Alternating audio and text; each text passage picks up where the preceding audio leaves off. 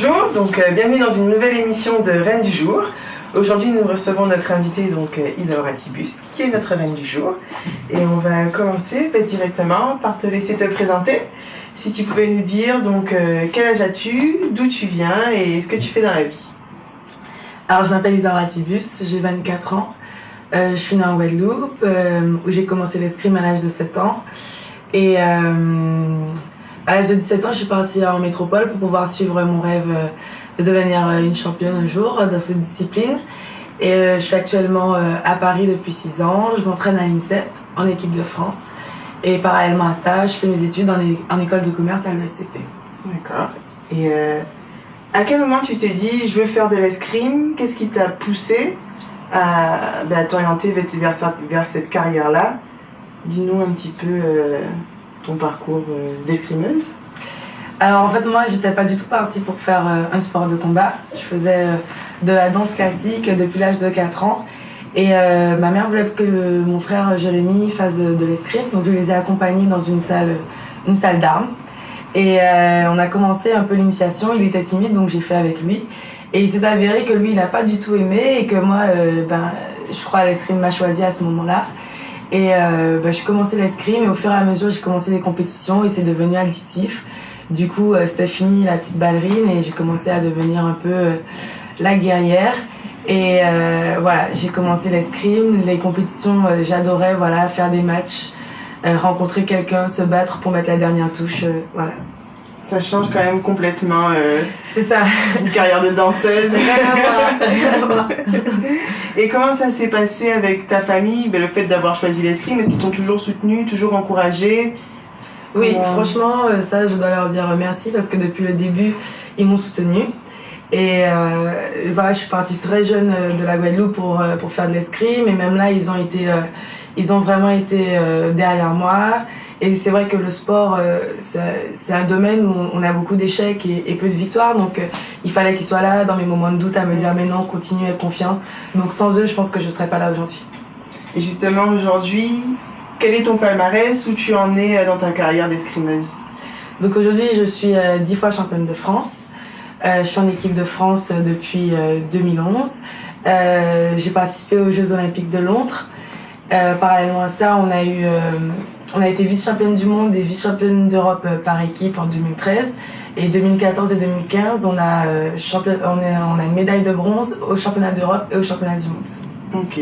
Aujourd'hui, je suis actuellement 6e mondiale. Je suis contente. Et tu disais tout à l'heure que tu continuais tes études. Comment ça se passe le fait d'allier le sport à haut niveau et justement les études de notre côté? C'est pas trop difficile? Il faut savoir qu'en France, c'est un pays où les sports amateurs et les sports olympiques ne vivent pas de leur sport. Donc en fait, on est amené à continuer nos études à côté et beaucoup de sportifs font le choix de privilégier leur carrière sportive. Et moi, depuis le début, j'ai toujours voulu faire les deux à 100%. Et j'ai toujours voulu faire une école de commerce. Donc j'ai commencé par une licence d'économie à la Sorbonne. Et je suis aujourd'hui à l'ESCP, l'une des meilleures écoles de commerce. Donc je suis très contente. Mais c'est vrai qu'allier les deux, c'est difficile au quotidien. Quand on va le matin à l'entraînement, une journée type, c'est je commence à l'entraînement, puis je vais en cours, je sors des cours, je cours pour aller à l'entraînement et après il y a encore la récup, les kinés, tout ça et je rentre chez moi, je dois réviser. Donc c'est vrai que c'est des journées assez chargées et on voit des fois qu'on n'est pas au même niveau que certains autres pays qui sont professionnels dans notre discipline. D'accord. Et si je te demandais, selon toi, quelles sont les qualités que doit avoir une bonne escrimeuse pour réussir pour réussir? Ce qui est bien dans l'escrime, c'est que tout le monde peut faire comme il veut. Il n'y a pas de catégorie de poids. Tu peux être grand, petit, dynamique. Voilà. Donc, je dirais pas qu'il y a une qualité principale. Je dirais justement que tu dois choisir ta qualité et en faire ton atout. Donc moi, par exemple, je suis une grande offensive, une attaquante. Donc j'en ai fait ma force. Mais après, si tu veux être défensif, attendre, tu fais vraiment ce que tu veux. Et pour moi, l'escrime, c'est le reflet de ta personnalité. Donc il suffit de s'exprimer et c'est la beauté de notre sport.